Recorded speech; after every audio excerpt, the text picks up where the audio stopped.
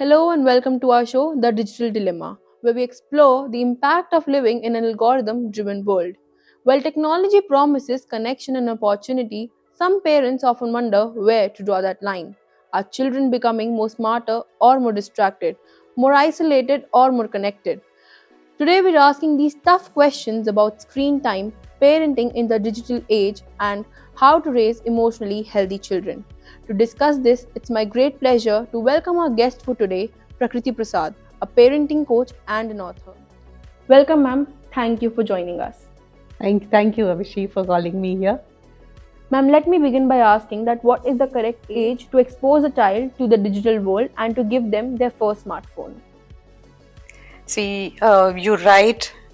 Today, one of the biggest parenting blunders that we are doing is initiating or introducing our children to gadgets very early. Screens, mobile phones, tablets, they are acting as babysitters, as feeding supports for our children.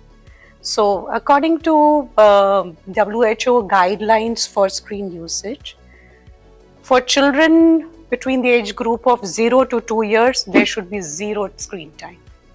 For children between 2 to 3, it's 30 minutes per day I'm talking about. And from 3 to 4 years, it's 1 hour. And 4 to 7 years, maximum screen time is 2 hours. Now, even for children older than 7 years, it is not more than 2 hours of non-school screen usage. So this is very important to follow these guidelines. Having said that, today, if parents they need to give phones to their children, I think smartphones should be avoided for as long as possible, maybe not before 15 years. Social media was designed to connect people across the world, but why does it feel like that the Gen Alpha is being more isolated than ever despite the constant connection? So there are two worlds that exist now. There is the real world and there is the virtual world. The real world, especially for youngsters, appears scary. Why? Because you're being judged. You're constantly being demanded, condescended. Whereas the virtual world is cool, it's happening, and it's fun. And because you're not judged there, and there's a lot of fun there.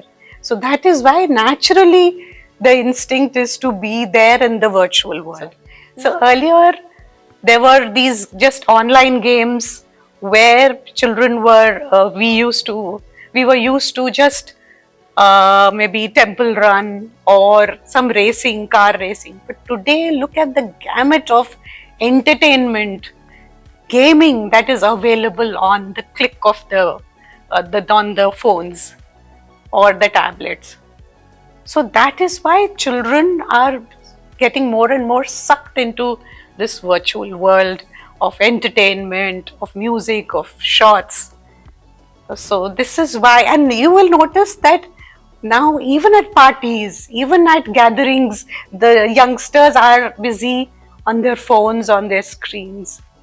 And interestingly, instead of meeting people or talking to even friends on their birthdays, people want to just text each other. And so likes, emojis or comments have replaced real interactions.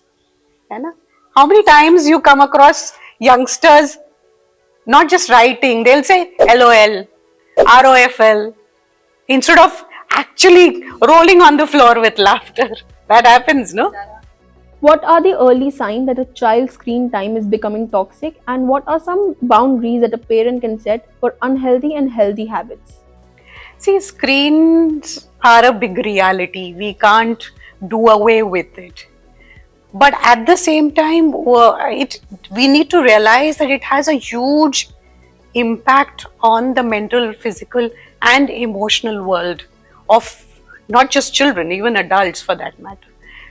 Now, it is very important for parents to be alert about certain facts. that if your child is spending more than 5 to say 10 hours on the screen, it is toxic. If your child is getting aggressive or volatile, then it is a cause of concern. If your child becomes restless or anxious in the absence of their gadgets or in the absence of connectivity, then that is a sign of, you have to be cautious. Or if your child is losing interest in something which they earlier loved to do, then that is a red flag.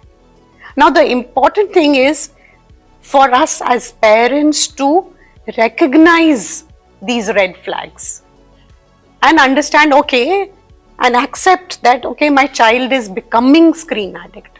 Only once we realize that can we address the problem.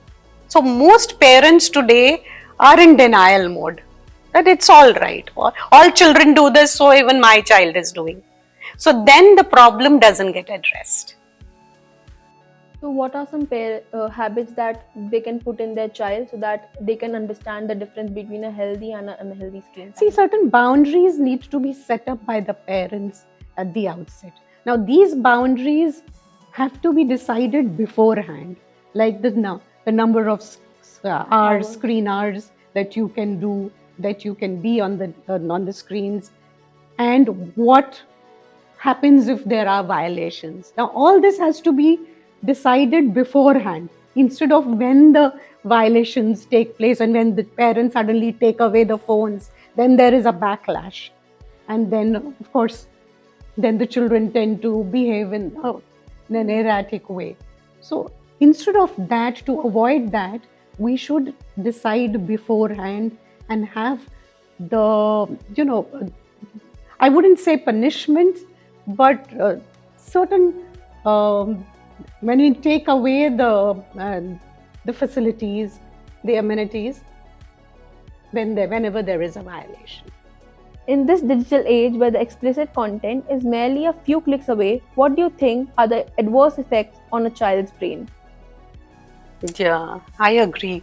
So, during the pandemic, children were exposed to the screens for good 6 to 10 hours, be it for their online schooling, for hobby classes or entertainment.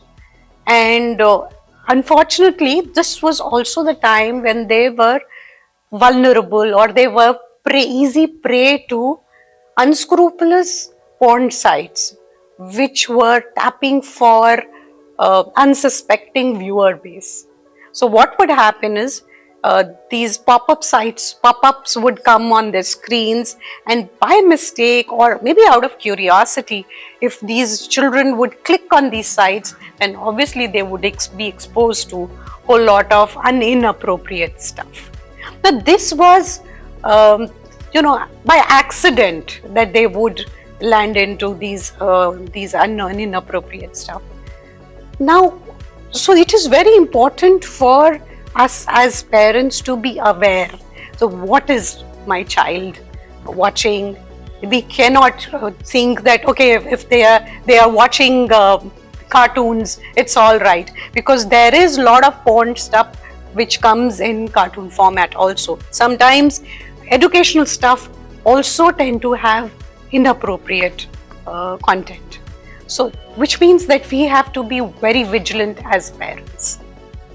So, ma'am, what effect does it puts on a child? Yeah, true. So, what happens is, when a child is exposed to inappropriate stuff at an inappropriate age, then it has a serious impact and damages their mental and emotional peace and level, because then the child can grow up to have wrong notions about love, about sex, about physical appearances, and in the long run it also impacts their relationships and their inner peace as well.